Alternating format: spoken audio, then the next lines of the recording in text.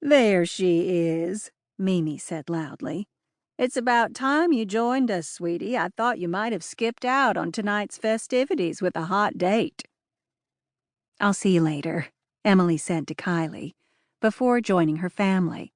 "Sure," said Kylie, a sly smile on her face.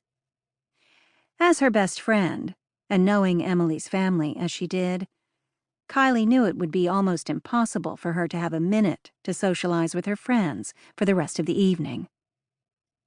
Taking her by the arm and leading her to the opposite side of the lodge, Mimi began to tease Emily about hot dates, of which she'd had none in months.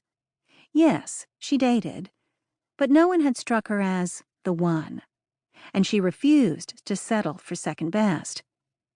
Approaching 30, she'd become sensitive whenever the words date or boyfriend and the forbidden word marriage just so happened to come up in conversation, which was more often than not these days.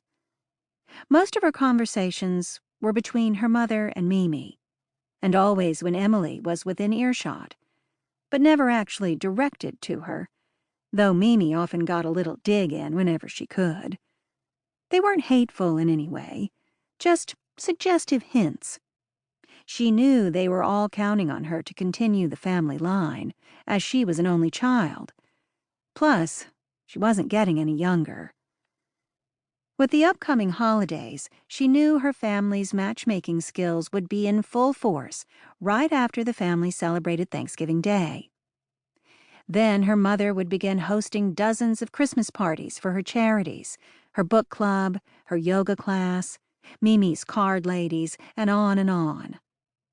Though there was never a lack of excuses to throw a party, Emily's distaste for the weekly Christmas parties had gone south the first year after she finished college.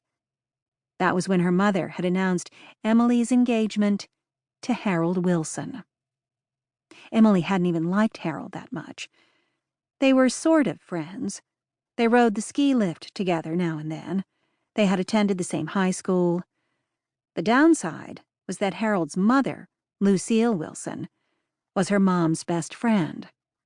Apparently, Harold had told his mother he was going to ask Emily to marry him on Christmas Eve.